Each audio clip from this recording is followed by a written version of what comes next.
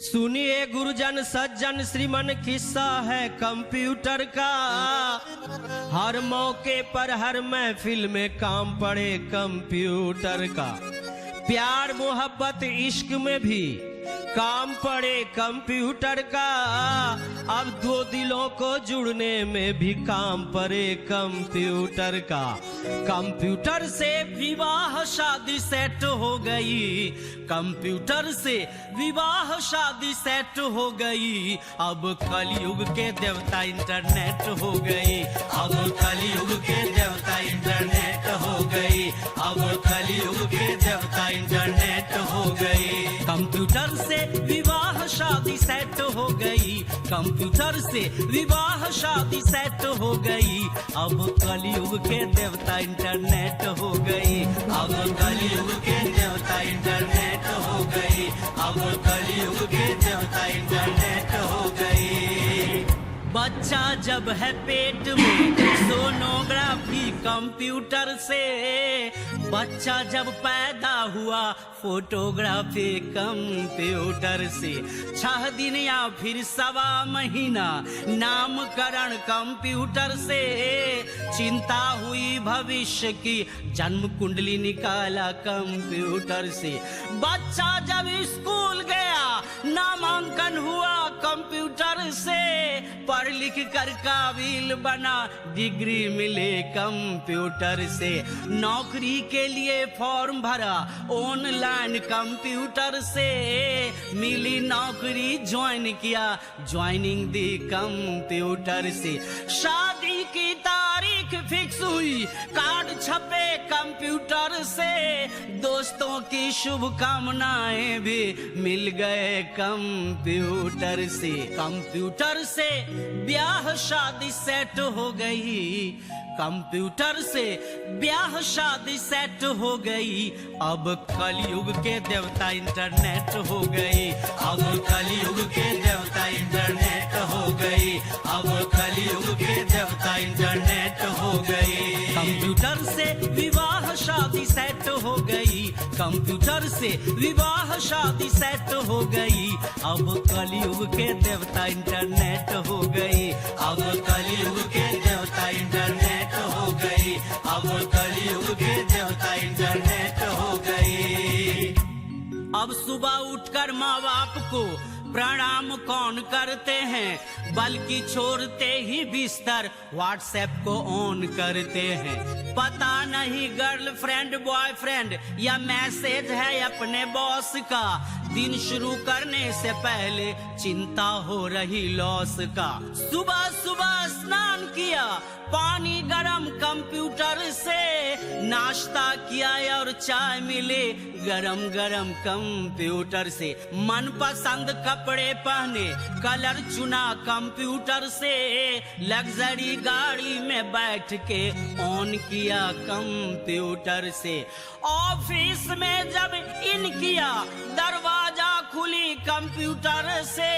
Office में हाजिरी बनाया बायोमेट्रिक कंप्यूटर से। लड़का हो या लड़की अपडेट हो गई, लड़का हो या लड़की अपडेट हो गई। अब कलयुग के देवता इंटरनेट हो गई, अब कलयुग के देवता इंटरनेट हो गई, अब कलयुग के देवता इंटरनेट हो गई। कंप्यूटर से विवाह शादी सेट हो गई, कंप्यूटर से विवाह शादी सेट हो गई। अब कलयुग के देवता इंटरनेट हो गई, अब कलयुग के देवता इंटरनेट हो गई, अब कलयुग के देवता इंटरनेट हो गई। साइंस मैथ्स या मनोविज्ञान सब संभव है कंप्यूटर से। हिंदी इंग्लिश संस्कृत सब संभव है कंप्यूटर से। हर बोली हर भाषा समझना संभव है कंप्यूटर से। मानव मन की बात समझना संभव है कंप्यूटर से। जीवन रक्षक दवा बनाना संभव है कंप्यूटर से, हृदय मस्तिष्क का ऑपरेशन भी संभव है कंप्यूटर से, कैश करो या कैशलेस संभव है कंप्यूटर से, गाय दूध को भैंस करो सब संभव है कंप्यूटर से, जीवन के हर पहलू में तुम फर्क पाओ कंप्यूटर से, धरती पर तुम स्वर्ग लाओ या नर्क लाओ कंप्यूटर से, कंप्यूटर अब शराब और सिगरेट हो गए, कंप्यूटर अब शराब और सिगरेट हो गए, अब कलयुग के देवता इंटरनेट हो गए, अब कलयुग के देवता इंटरनेट हो गए, अब कलयुग के देवता इंटरनेट हो गए, कंप्यूटर से विवाह शादी सेट हो गई, कंप्यूटर से विवाह शादी सेट हो गई,